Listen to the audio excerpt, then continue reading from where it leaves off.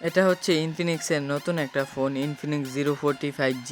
এই ফোনটার বিশেষত্ব হলো এটার মেইন ক্যামেরাটি 108 মেগাপিক্সেল, তাছাড়া সামনের ক্যামেরাটি 50 মেগাপিক্সেল। আর ইনফিনিক্স বলছে এই ফোনটা ব্লগিংয়ের জন্য সবথেকে সেরা ফোন, কারণ এই ফোনটার সামনের এবং পিছনের ক্যামেরা দ্বারাই আপনি 4K 60 FPS ভিডিও রেকর্ডিং করতে পারবেন। এমনকি এই ফোনটার বক্সে মেনশন করা হয়েছে ওয়ার্ক উইথ গোপ্রো, মানে ফর দ্য ফার্স্ট টাইম এই ফোনটাকে আপনারা গোপ্রোর সাথে কানেক্ট করতে পারবেন, মানে ডিসপ্লে হিসেবে এই ফোনটাকে গোপ্রোর সাথে কানেক্ট করতে পারবেন।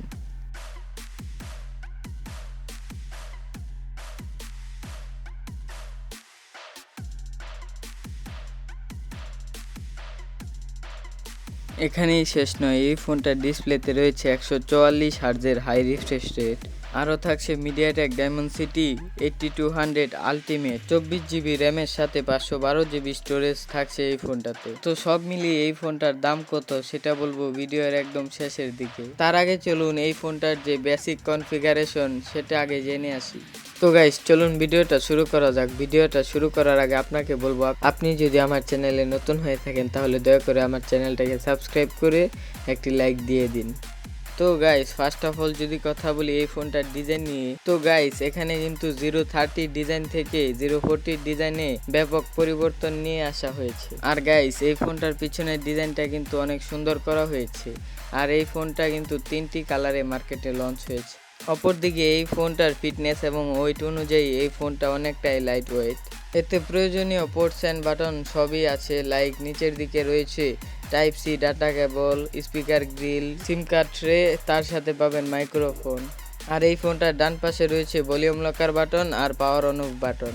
উপরের দিকে রয়েছে আয়ার ব্লাস্টার, মাইক্রোফোন এবং dual stereo speaker with JBL, মানে এই ফোনটার সাউন্ড সিস্টেমে আপনারা JBL এর সাপোর্ট পাবেন। তাছাড়া থাকছে ইন ডিসপ্লে ফিঙ্গারপ্রিন্ট সেন্সর এবং IP54 এর রেটিং। আর গাইস এই ফোনটার ডিজাইনের পরে এই ফোনটার ভালো লাগার আরেকটি দিক হলো এই ফোনটার ডিসপ্লে, মানে ডিসপ্লের দিকে ইনফিনিক্স কোনো কম্প্রোমাইজ করেনি এই ফোনটাতে। এতে থাকছে 6.78 ইঞ্চি মাপের কার্ভ 10-বিট অ্যামোলেড ডিসপ্লে এবং এটার রিফ্রেশ রেট হচ্ছে 144 হার্জ। আর গাইস এই ফোনটাতে HDR এর সাপোর্ট আছে। আর এই ডিসপ্লেটাকে প্রোটেকশন দেওয়ার জন্য এতে থাকছে কর্নিং গরিলা গ্লাস 5 এর প্রোটেকশন। আর গাইস এটা কিন্তু অবশ্যই ফুল HD প্লাস ডিসপ্লে।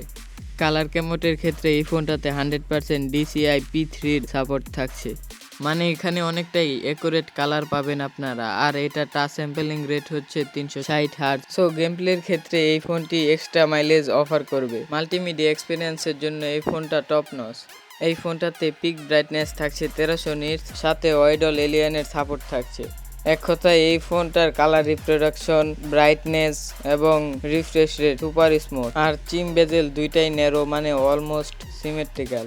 এরপর যদি কথা বলি এই ফোনটার পারফরমেন্স নিয়ে, তো এটাতে ব্যবহার করা হয়েছে মিডিয়াটেক ডায়মন্ডসিটি 8200 আলটিমেট। এটি মাত্র 4 nm আর্কিটেকচারে বিল্ড করা একটি চিপসেট।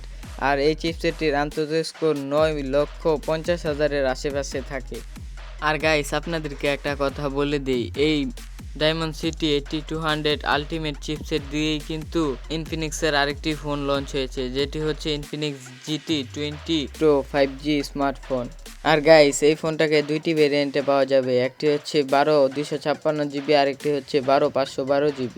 আর গাইস এই ফোনটার র্যাম টাইপ হচ্ছে LPDDR5 আর রোম টাইপ হচ্ছে UFS 3.1। আর গাইস আপনি কিন্তু এটাতে আরও 12GB ভার্চুয়াল র্যামকে যুক্ত করে 24GB র্যামকে ব্যবহার করতে পারবেন। পারফরমেন্সের আরেকটা পার্ট হচ্ছে গেমিং। পাবজির ক্ষেত্রে হাইস্ট HDR গ্রাফিক্স আর আলট্রা ফ্রেম রেট পাওয়া যায়, আর এটাতে আপনি স্মুথলি 90 FPS এ গেম প্লে করতে পারবেন। সো যারা এক্সট্রিম লেভেলের গেমার আছেন, গেমিংয়ে আপনাদের মূল ফোকাস, তাদের জন্য এই ফোনটা একটি বেস্ট ডিল হতে পারে। আর গাইস এই ফোনটার ব্যাটারি সেকশন হচ্ছে আরেকটা স্ট্রং পয়েন্ট, যেখানে 5000 mAh এর ব্যাটারি ব্যবহার করা হয়েছে, সাথে পাবেন 45 ওয়াটের ফাস্ট চার্জার। আর গাইস এই চার্জারটা দিয়ে আপনি মাত্র 25 মিনিটে 60% চার্জ করে নিতে পারবেন। এছাড়াও এই ফোনটাতে থাকছে 20 ওয়াট ওয়্যারলেস, 10 ওয়াট রিভার্স এবং বাইপাস চার্জ 2.0।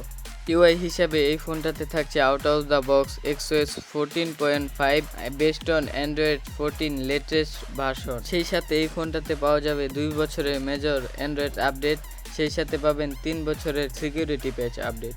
সর্বশেষ ক্যামেরা সেকশন, যেটা মূলত এই ফোনটার সবথেকে হাইলাইটিং ফিচার। পেছনে ব্যবহার করা হয়েছে ট্রিপল ক্যামেরা সেটআপ, যার প্রাইমারি লেন্সটি হচ্ছে 108 মেগাপিক্সেল, সাথে 50 মেগাপিক্সেলের একটি আলট্রা ওয়াইড এবং 2 মেগাপিক্সেলের একটি ডিপ সেন্সর রয়েছে। আর গাইস, এই ফোনটার ফ্রন্টে থাকছে 50 মেগাপিক্সেলের selfie camera sensor.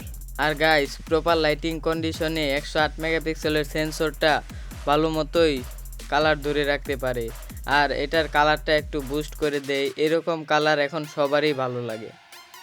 So guys, এবার যদি কথা বলি এই ফোনটার ভিডিও নিয়ে, তো এই ফোনটার বক্সেই মেনশন করে দেওয়া হয়েছে 4K 60 fps, মানে এই ফোনটার ফ্রন্ট এবং ব্যাক ক্যামেরা দ্বারা আপনি 4K 60 fps এ ভিডিও রেকর্ডিং করতে পারবেন। আর গাইস, এই ফোনটাতে কিন্তু থাকছে EIS এবং OIS এর সাপোর্ট। এর কারণে গোপ্রোর মতো এই ফোনটা অনেকটা স্টেবল ফুটেজ দিবে।